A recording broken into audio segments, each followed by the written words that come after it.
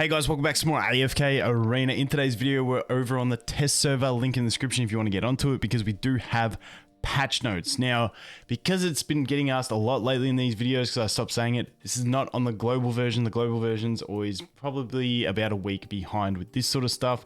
So bide your time, this is on the test server. But the patch note's pretty lengthy. First off, we've got the new Graveborn hero Hodgkin, the reviled captain.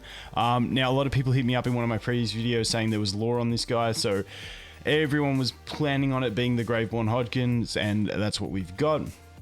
Now we do get the test play, we do get the bountiful trials, get yourself a free purple stone, hopefully you don't get fodder, all that good stuff. Moving on from that, now I'm keen to see this guy's design. I had a browse before I made this video. I've waited about 2 hours to see if I could get an image of him, but no one's data mined it yet, so unfortunately we'll have to come back with the image later on. But Hodgkin coming in.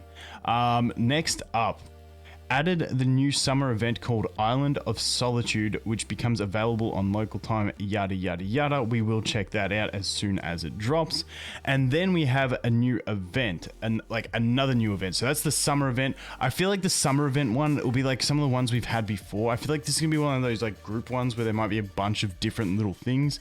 We've had a few of them before, like the one with the Tailene skin and stuff like that.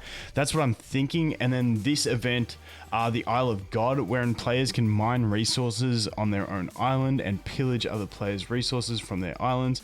This is the one they mentioned in one of the dev posts. Now I'm thinking this is going to be pretty similar to the pillage and plunder event that we've had before through the guild system, but this might be through the island system, so we'll have to see. Hopefully it's a bit more advanced or a bit more tweaked from the previous version in the guild system, so we'll have to wait and see. Eternal engravings, adjustments and optimizations. The internal engravings feature shall become available for each dimensional hero when they respectively reach ascended 1 star. So I'm tipping by the next update we have in a couple weeks, hopefully we get the 4 factions as well, and then we can make a clear list of like the best ones to go for the engraving. We'll have to wait and see. Increased the attributes of major glyphs at level 5, 10 and 15 and 20, and minor glyphs at level 3 and 6. So we'll have to see. At the moment, for instance, if we go over here and we go to my Lucretia over on the test server, and we go to her engravings, I think what it's meaning is on these, you can see how I'm at level 5. It's saying that it's increasing, like this is a major glyph. It's increasing the stats that you get at those stages. We don't know how much by. I might actually take some screenshots of my Lucretia now, take some screenshots later and see what the comparison is once the update does drop. But if we go back to here, jump back into it, I'm not too sure how much that's going to change. Improved the attributes provided by the engraving ability Endeavor, as well as the engraving attributes that can be unlocked at all differing tiers. So I'm just going to wait and see what actually changes when we come into it. Once again, added a new zoom feature that allows players to view the interface more easily and also optimize UI effects. Eternal engravings effects can now be viewed via the hero portraits page. Okay, cool beans. So you can go in through the portraits and go, okay, kind of like we do now when you go to the portraits, you can see the signature item furniture. You can check this as well to see what you can get. So that's not too bad. Curious to see what happens. So there has been a bit of issues amongst like the whales and the high spenders about this one. It's a bit of a contentious issue. I know a lot of my viewers probably aren't highly affected by it because free to play and light spenders aren't really too phased about these sort of things, but there's been a lot of issues raised from the higher spending community. So I'm curious to see if they do any more changes, because when we go through these patch notes, they're adding a lot of ways to actually obtain the things. I'm going to see if that balances out. So I'm just keen to see just the progression on what happens with the glyphing system. But moving on from that, added the new skin Mahira. This is pretty good. I'm pretty excited about this because it seems like with the way they word this, Mahira is going to be free to play. called Summer's Desire. Players can acquire it from the summer event, Island of Solitude. Once the event has ended, players can purchase it from the wardrobe shop. So the way they say you can get it from the event, and then once the event's over, you can purchase it, makes me think it's going to be free to play, which is really nice. They don't mention the other skins.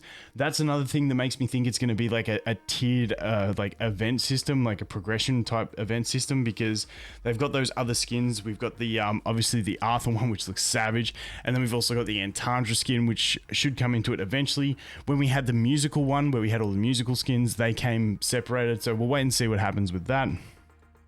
Added the sandy tracks to the Wandering Balloon, cool beans, more freebies. Added the new chapter campaign, so now we're going to chapter 44. Made some stages of chapter 43 easier.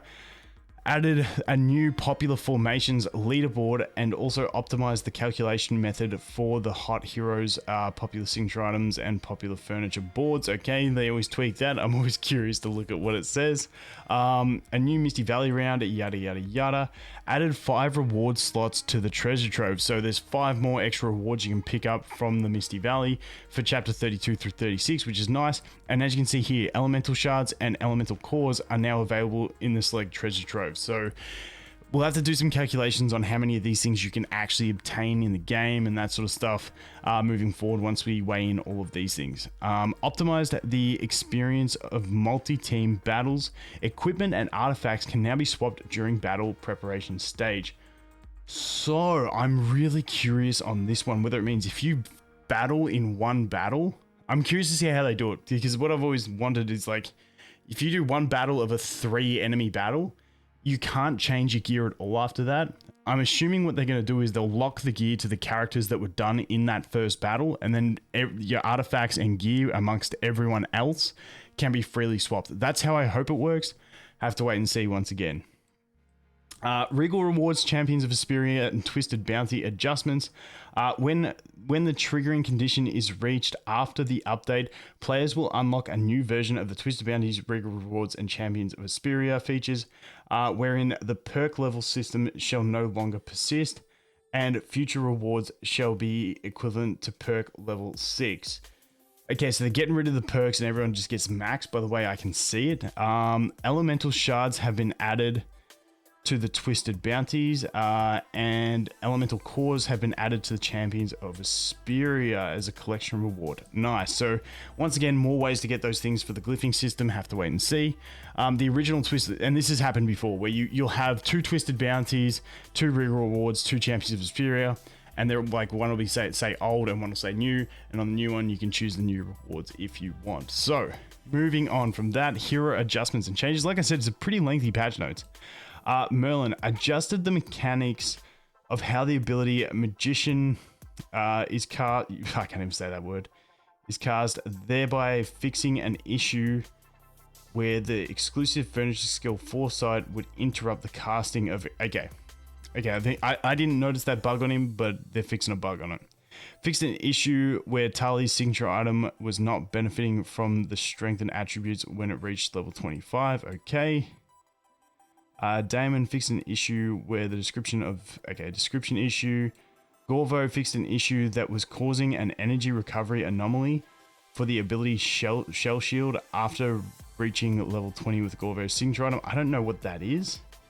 Does he gain extra energy from it? Is it kind of... I'm not too sure, but Gorvo is still good. I was actually chatting with Artie about this today. I was like, Gorvo is like one of my favorite characters to throw into just about any team. I love Gorvo in the end game. Like, I love him. Anyway, that's neither here nor there. And that is going to be it for the patch notes. Like I said, a fair bit. Big things, new hero, new events coming in.